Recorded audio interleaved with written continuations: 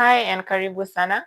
Today we would like to zoom in into a topic that is filled with a lot of emotional imbalance, a topic that is quite painful, unseen, and most of the time quiet.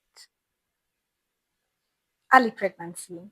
So early pregnancy encompasses, getting pregnant, especially when unplanned, unprepared, and this often happens during adolescence and early adulthood. Yeah, so I think before we even go any further, if you are in this situation, if this is your story currently, I'd just like to speak light into your situation and just encourage you that this is definitely not the end. It's just the beginning. So that's what we're gonna talk about. Where you are, we'll do our best to make sure it's as balanced and truth-filled as possible. Yeah, and also to just add on what she has said, this is us not encouraging early pregnancies at all. Rather, this is us speaking to people who are in that situation. If you truly know that you are there and this is how you feel, then your pain is valid, and it at this space it is actually being protected in every way possible. Yeah, that's beautiful. That's beautiful that whatever it is you're feeling is valid. Now, um, when I think about early pregnancy, what comes to my mind is everything motherhood, the intensity of pregnancy, labor, just the psychological weight, right? And just everything to do with motherhood and parenting, way earlier than intended, way earlier than planned for, way earlier than even your brain and your heart and your spirit and everything is ready for. So that makes it even more complicated than pregnancy when you are planning for it, pregnancy in your marriage, etc. Yeah, but then we're here to unpack what it looks like psychologically and just a few ways to cope. And the first thing I'd like us to talk about is that identity shift. You know, that once that strip, once you see the second strip on the pregnancy test or whatever, once you get that news, that slowly you begin to realize that there's such a huge shift. For the longest time, you know, for example, for the longest time, you were just someone's daughter, someone's sister, but then now you're gonna be someone's mom. So there's weight in that identity shift. There's also a shift in how your future looks from where you're standing. And as you're thinking about that, it comes with mixed feelings basically, and they're mixed, but each of them need intense. So if it is fear and anxiety, it's intense fear and anxiety. If it is joy, the excitement about having a new baby, it's intense joy and excitement. If it is shame, it's intense shame. So there's a lot going on. Well, when you speak about how there's an identity shift, I'd really like to double down on that, because when you are in the adolescent stage, when you are still a young woman, you're not even a woman, you're still a young person. You are in that process whereby it is now when you are now beginning to form an identity about yourself. Yeah. So during the late teens and the early 20s, you're still there trying to figure out, who am I? What do I want? What what does me being outside the world look like? Yeah. But then you are hit with this, and then immediately it changes to, I need to care for this person. So Right. that identity shift is actually truly great. And whatever it is that you're feeling at that particular moment, I'd like to encourage someone. It can be a lot of feelings all together at once. You might not be able to know how to handle all of the feelings that are rising up: disappointment by your parents, your whatever it is that you feel. And we would like you to understand that it is normal to feel everything that is happening in that aspect during that particular time that you have found this information out. Mm, indeed. And I'm really glad we're having this conversation because um, it's often unspoken. Mm-hmm. And if it's spoken about, it's in low tones. And in those low tones, there's a lot of harshness. There's a lot of very few people put themselves in the shoes of this mom, of Mm-hmm. this young mom. Very few people, because even the parents center the many parents center the conversation around themselves. You have disappointed me. You have disappointed us. Very few people put themselves in her shoes, her frame of reference. Mm-hmm. How is she feeling? You know. And allow me to share a personal story. So you know, I got my first one when I was 20.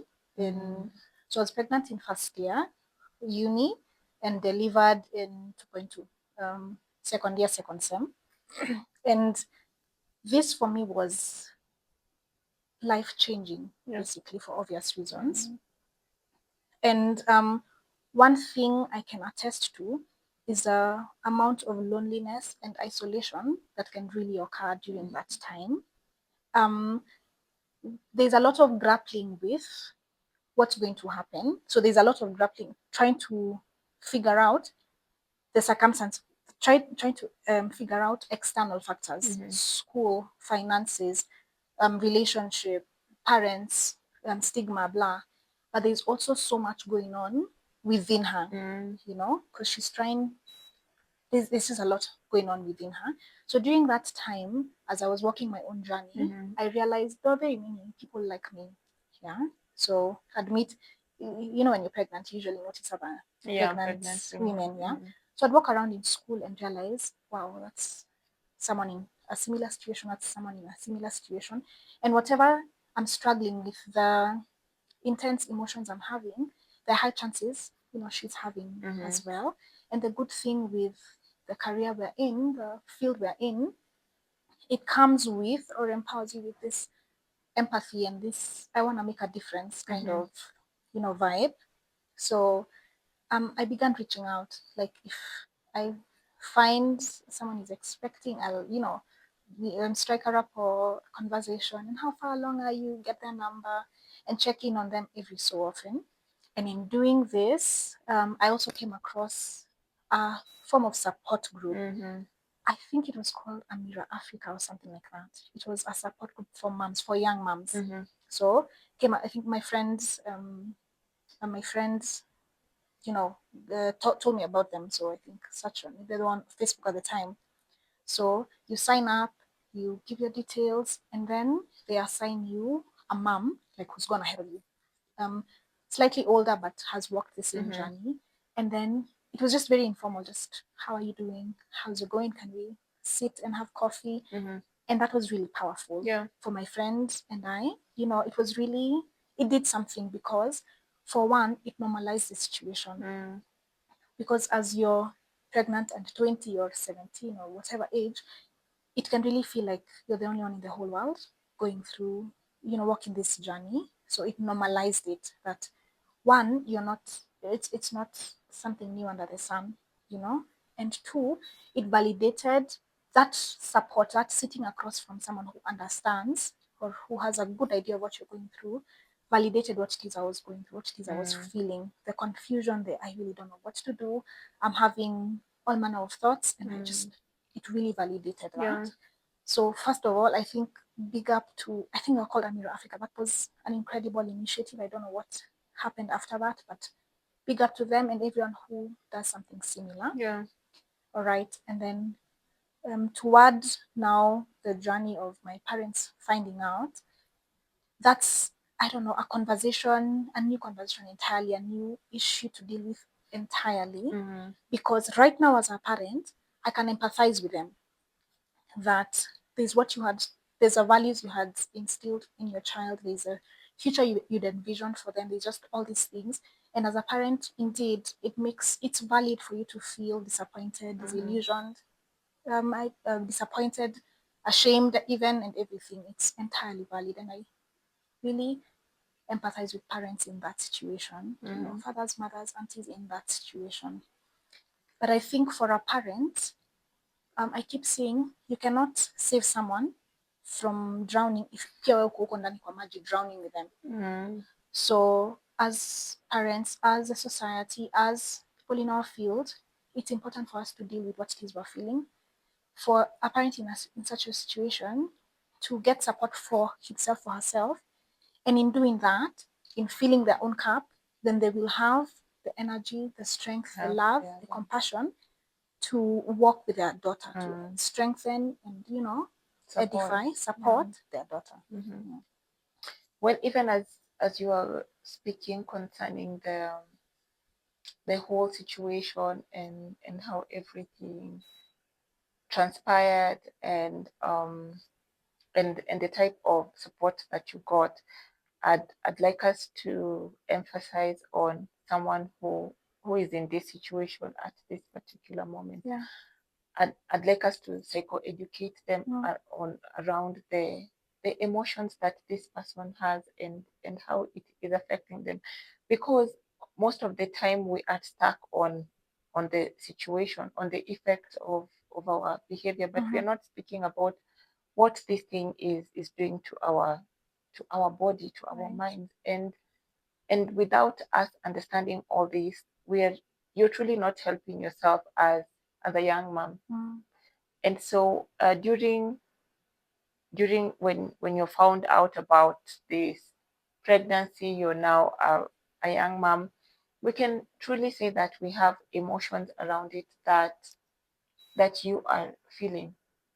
And so with this situation, we can say two emotions can coexist at once. And at at this particular moment, it is just not one emotion, it is a lot, because number one, you are facing a fear and anxiety, the fear of the future. You're anxious about how your parents would receive it. Yeah.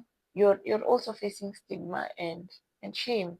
You're ashamed of whatever it is, and the stigma of just people seeing you as a child carrying a child.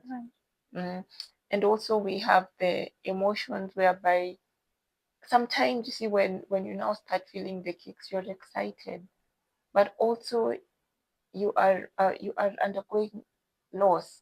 You are grieving the future that you had hoped for with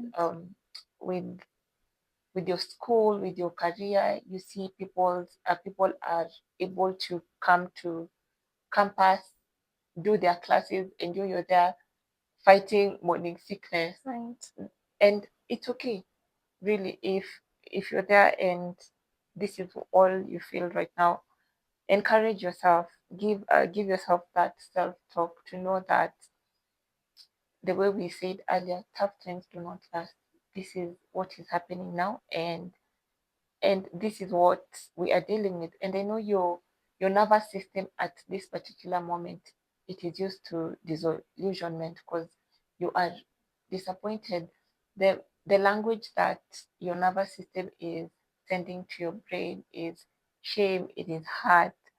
But when you watch this video, I'd like you to that sense, that feeling that is settling in right now. It is not, you're not abnormal to actually feel it. It is just a new language that your nervous system is trying to learn, and that is safety. They're trying to help you feel safe in this particular moment, just so that you can know that even though your life is being redefined from who am I to how am I going to be able to take care of this child, there's still hope in everything. Indeed, indeed, indeed. Um, you've talked about the nervous system, and maybe we can transition to talk about how to care for yourself, how to care for your emotions, how to care for your how to care mentally for yourself and psychologically, and just all these facets for yourself in this situation.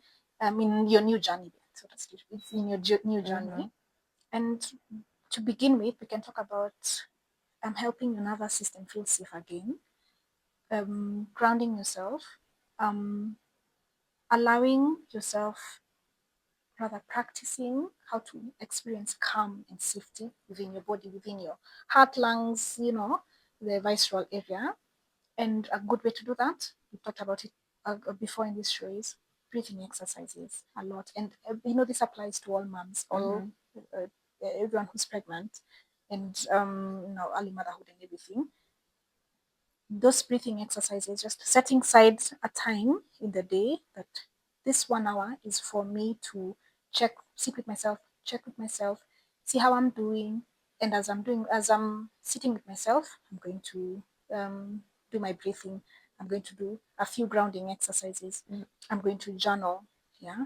I'm going to take a nap without feeling guilty, as I'm sitting with myself, I'm also going to be very careful about how I sound, my inner voice. I'm going to be very careful to interrupt every negative thought, yeah, and challenge negative thoughts and beliefs. Challenge them, replace them with a truth. You know, if you begin to feel, if you begin to say to yourself, "My life is over," you challenge that with, "No, it's not," because the truth is that your life is not over. The truth is that it's just a bump on the road, or it's like you said, your I've forgotten what you said, but very important that it's just shifted. Your life it's not over. It's just shifted. Yeah. Your dreams are not dead. They're not dead and gone. They're just gonna shift a little. Yeah, there's just gonna be a bit of tweaking here and there for you to accomplish your dreams. So point is challenging those negative thoughts with the truth. Yeah, true. And how do you come across the truth?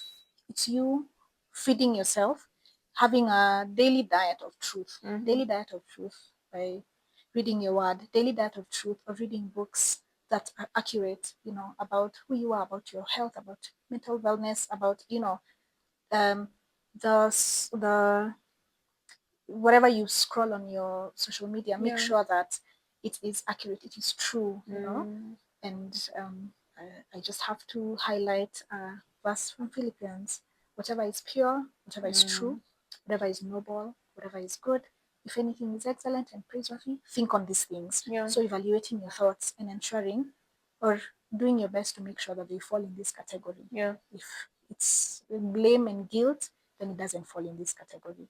There's taking responsibility for your actions, there's deciding what you're doing, there's being responsible, but it doesn't come with guilt. It doesn't come with condemnation.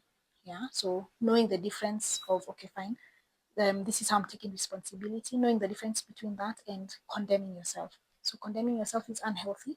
Taking responsibility and making decisions is healthy. So yeah, making time to take care, point yourself, care for yourself, love yourself. And if there's a time you will ever need to be your own cheerleader, like the loudest with pom poms and whatever, it is now.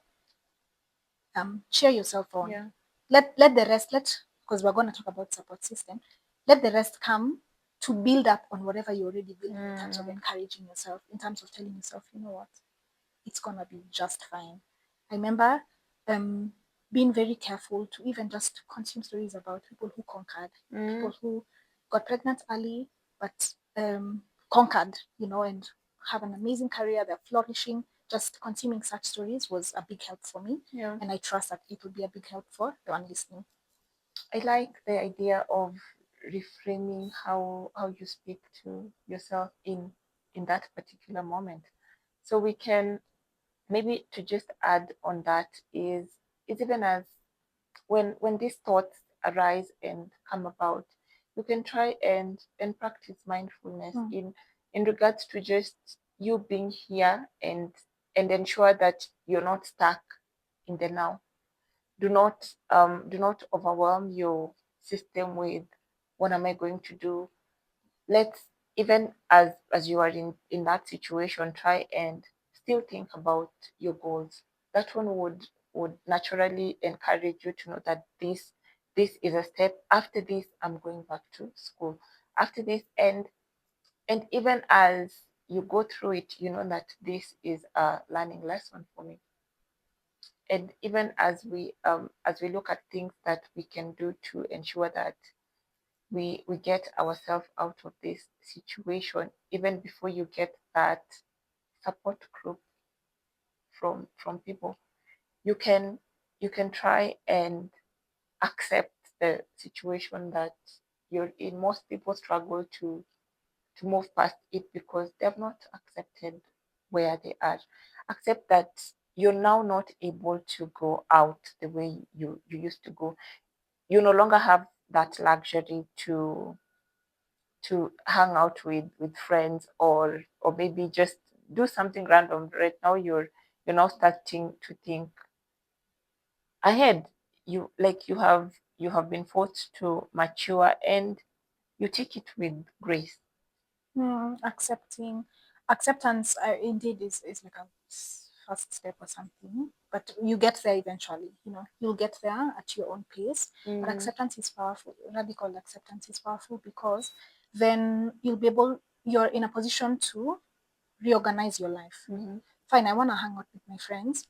It can't look like bungee jumping or zip lining, for example, because I'm expectant. But what does that look like? How does hanging out with my friends look like now? Acceptance includes, how do my classes, how does work for me look right now? Can I restructure it to accommodate my needs currently? Can I restructure it so that I don't feel exhausted and all these things? How can I what's the word? How can I update my friend list to include maybe people who've walked the journey of motherhood so that there's some form of encouragement? But indeed, acceptance is powerful because then it's the door that, it's what opens the door to now all these other strategies. And it's just important for us to remember that easier said than done. And indeed, you get to the acceptance. Mdogo mdogo tu, pole pole tu. And just like you've talked about acceptance, when you accept your situation, you are now taking control back. You are now You're taking the power back. Yeah. Indeed. You're now not letting, because when you think about it, when you say you feel shame, what does that look like? When you redefine that shame, it's like I'm ashamed because I feel like I have let down someone. I'm ashamed because I feel like my friends will. It's never shame from within. It is shame from externally. And so once you are able to be bold about it, speak about it, not redefine how you speak about it. It is not it is a mistake, but it is not your whole identity. Once you're able to be bold about it, then you have miraculously managed the first emotion without even seeking guidance or anything wrapped around it. Indeed. Maybe we can just transition to think about support because for any mom, okay, for any human, support is very necessary. For any mom, pregnancy, post pregnancy, support is so key. Yeah. And now, of course, given the age, given just all the circumstances surrounding your journey, having a strong, empathetic, and encouraging support system is too important. Like it's fundamental, it's foundational. And what does this look like exactly? Because someone could be watching and they're thinking, you have no idea the situation at home. You have no idea how bad things have gotten. I don't feel like I have my parents' support, or I don't feel like I have my friends' support anymore. And I empathize with you indeed. Support can be fabricated. Like you can seek out support if at all your support system is not natural. It's not where you come from, your friends. You can actually seek out help elsewhere, like getting professional help, getting a counselor to sit with, getting a group of moms to sit with, etc. So if you feel your caregiver where you come from is not giving you support, they're not giving you support, be encouraged because it's possible, just like anything else. How you learn a skill, support can also be fostered, basically. So reaching out for help, there are a number of helplines out there. There are counselors who do both free and paid for therapy, reaching out and getting support from that, because now with therapy, with sitting down with someone else, you're able to voice your concerns. and they're just there as a sounding board. They're just there as a compassionate ear, and it's very therapeutic. It's very nurturing to just be heard. Yeah. And just in case you are there and you are in this situation and you need help in regards to a counseling um, person, you can comment down there, and then we will refer you to hospitals or even just centers that offer pro bono services for mothers and anybody who is in this particular situation at this particular moment.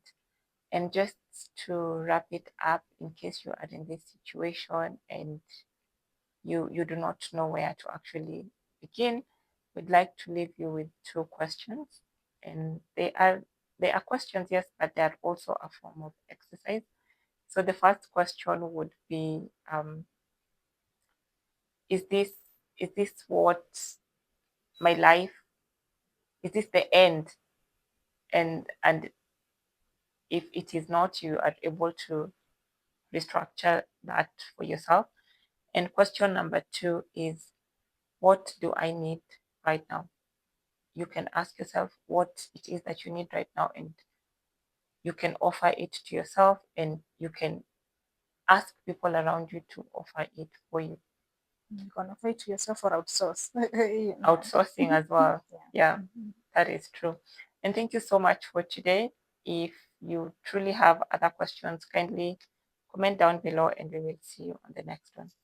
Thank you.